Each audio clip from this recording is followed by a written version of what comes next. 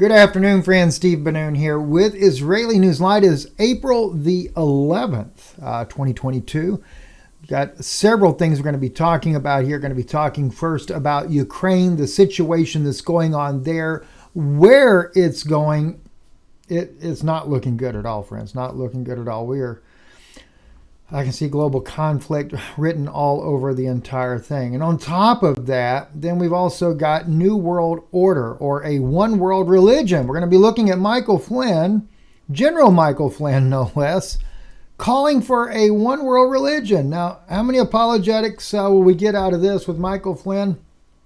And the thing is he's invited me to come to a meeting that he's hosting there in Arkansas. So this really blew me away to hear what he says here. Gonna look at that though, because anybody that happens to know him personally, I realize he knows who I am. So I was invited. He had asked specifically for me to come there. But I'm very concerned because when you're talking about a one world religion, you're talking none other than what we have exposed already, the Vatican's one world religion. Oh my gosh, yeah, back in the days when I only had gray on the bottom of the beard and not as much on my head, right? But now it's everywhere. Anyway, let's get into everything quickly. Dabu, bless his heart, the man is just amazing. He put out this video. I want to play this real quick. Build up in Europe. Let's listen to this. Massive military build up on Russia's border underway by NATO. Listen to Dabu and what he has to say. This is Dabu 7. We have NATO announcing that they're in the middle of a fundamental transformation and that they're planning a massive military buildup along the Russian border. So they're drawing up plans to deploy a permanent, full-scale military force in this area to combat Russian aggression and also to deter any types of an invasion. They state that what they have set up now definitely could not stop an invasion of Russian troops. So the Secretary General, Jens Stoltenberg, says that NATO will undergo a major reset. This is the second time here in the past couple of years that this... Dabu's going to go in there and tell you that they're going to more than likely double the size of the force that they have there from about 40,000 to 80,000. That's alarming in itself. Then we're getting, of course, the propaganda media coming out by the West. CBS Saturday morning, desperate to escape. Ukrainian citizens flee in terror after deadly train depot strike. And of course, on there written in Russian, for the children. I mean, is this nuts or what? I mean, look at the size of this bomb, right? Do you know what happens when bombs that big hit a ground somewhere? Well, all you have to do is ask Patrick Lancaster, his family, because the Ukraine sent a bomb over near where his wife lives at there, where he sent her to safety inside of Russia. And let me just share with you right here. There's the crater it left. How much missile is left? 26 people were killed. I'm going to play this here in just a little clip of this here in a moment here with what Patrick Lancaster speaks about this and his family, by the grace of God, spared. Patrick's an American, and he sent his wife over to Russia when the war broke out in Ukraine, fearing for her safety. And then a bomb from Ukraine lands over in Russia. Not good at all. Not good at all. All right, so let's take a look at some things that are going on here. Again, like I said, you got all this fake news coming out. And by the way, you're going to find out in a minute what locals say, Ukrainian locals are saying about this war. I want to bring that out for you because there is so much disinformation and they blame all this on Russia. Russia, of course, is denying it. All right. And so let's take a look. And then I'm going to jump back over here to Maria Zakharova. Actually, let me play a little bit of what Maria Zakharova says because it kind of leads up into this. She's going to tell you about the disinformation. Maria Zakharova, she is the... oh gosh, I don't know exactly what Maria Zakharova's title is in Ukraine. Actually, a good friend of mine knows her personally. But at any rate, let's play this video clip here for you. I think she's the spokeswoman for the Russian government there. Let's listen into what she said. We'll read the subtitles. Its goals and tasks are to free the DPR and the LPR, Luhansk and People's Republic, demilitarize and denazify Ukraine, and remove threats to Russia from Ukrainian territory where neo-Nazis are committing atrocities. The Russian military are doing all they can to avoid civilian victims. They are not striking civilian facilities. They are opening humanitarian corridors for people to leave dangerous areas every day. Against the backdrop, the Kiev regime is shelling residential neighborhoods,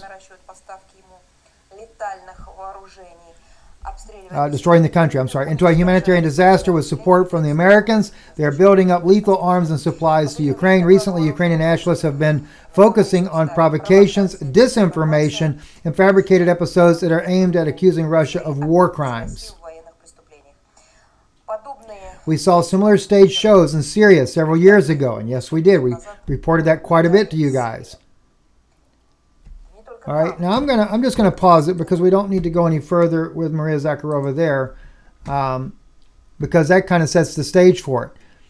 And you remember, guys, this is what it's the disinformation that caused me even to change my opinion about what was happening in Israel.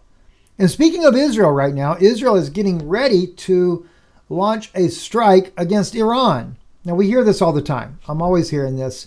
And then things don't end up happening. But again, at very high levels of communication in Israel, I'm hearing that they're stocking up. People are getting their bunkers ready.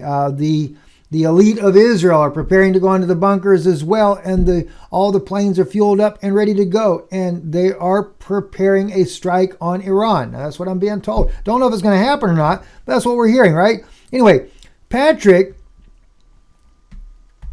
shares here on one neighborhood shell twice a day, every day in the Russian-Ukraine war, and I want you to see what he finds out. He's going to interview some of the locals here. Let's play a little bit of what he says here. Of the battle that's going on, and the civilian area has come under shelling. We're investigating the shelling damage to these homes.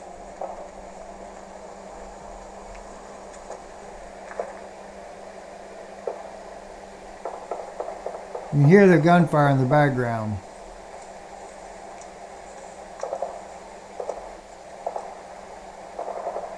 Dangerous as fuck.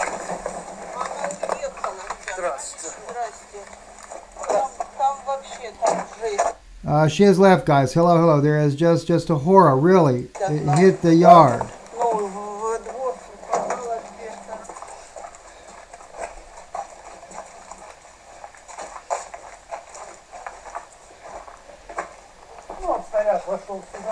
The shell landed here. Show it and tell us about it. Here and the rest. The roof is blown off. Actually, the roof was blown off the day before yesterday. The shell landed here. I'm sorry.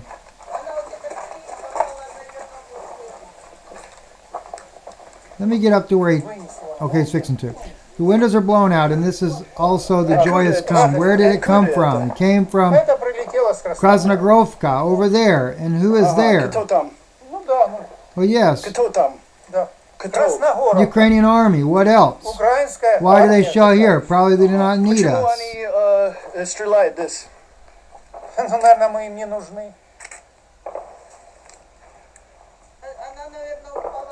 Probably in here. It was the situation here now. It's terrible, guys. 3 days ago, the house shattered. Then there is a roof. It landed over there.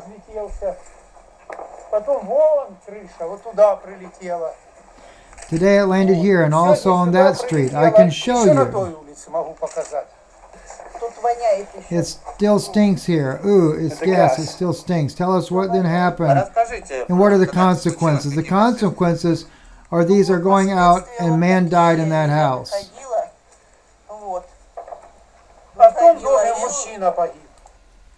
When the days ago, let's go, I'll show you. It was then, and there was shelling. There was shelling. You see now there is one house and another one. And today the guys were covering the roof, and I got so scared when I went out and I cried asking them if they were alive. They managed to jump off the roof and to roll off of it.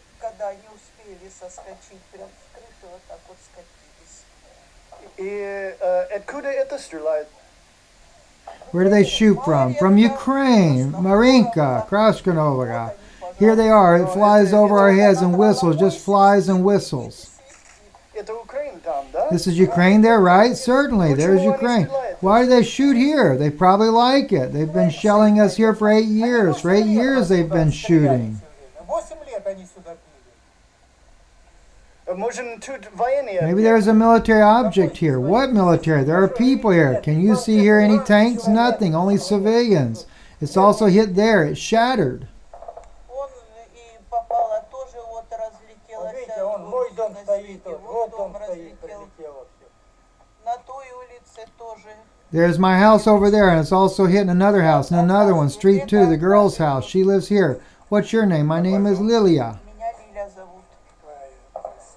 Roof's over there, and the rest too. It's all covered with smoke. 3 days ago it was here, and now again. Билось всё, вот несколько дней, вот 3 дня назад, а теперь опять. Why? I guess they do not need us. They shoot at us. Yesterday it hit here. It's already the second time. How many times it hit here? 2 times, 2 shells today? No, not today. Before then again. Нет, не сегодня, перед этим вот тут было и опять. And when was it? The day before yesterday when it hit here. So this is all from the day before yesterday. No, it's today at 12 p.m. Нет, это сегодня. это сегодня. 12 часов дня. Утром. It was in the morning, and everything is gone everywhere. Area here just comes under shelling a couple times a day. Now we're going to another location that was hit.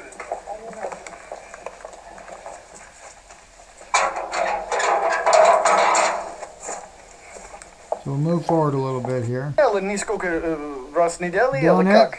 Okay, I got it. It flies. It smashed the gazebo, damaged everything. Понял. Летит. Беседка вот разбила, вот это все побило. I managed to cover it a bit. And here we see how this man was able to cover up his son's home, at least a part of the roof. And the neighbors, when this was shelled 3 days ago, his neighbor was killed by the shelling. It hit 11 a.m. today. Our grandparents. Nothing is left. Today, 11 a.m. was all hit. Is it in mine? Probably the 220s or which ones. Who knows what flies from there? You know, see, the problem is, friends, the Ukrainians are the ones that are constantly attacking their own people. In fact, let me go to Patrick's YouTube channel here and see if I can't share with you. There was another one. Okay, here we go. This one here is about asking the Russians about asking the Ukrainians about Russians' Mariupol attacks. Okay, who you? Okay, let me back this up. I remember listening to this one not too long ago. I'll just play a short clip for you. It arrived, stopped at a traffic light, and fired at 9-story building. Then he drove. Oh yeah. Ooh, I need to back this up further because this is where the Ukrainians are just coming down the street and just shelling the mess out of the people in their places. All right. Today I went to the Kavrovsky district, saw the ruins. I want to go to my brother, but I did not see him. When I came home, I thought that they were dead. Everything is turned upside down there, but we didn't see any bodies. Thank God, no bodies were seen.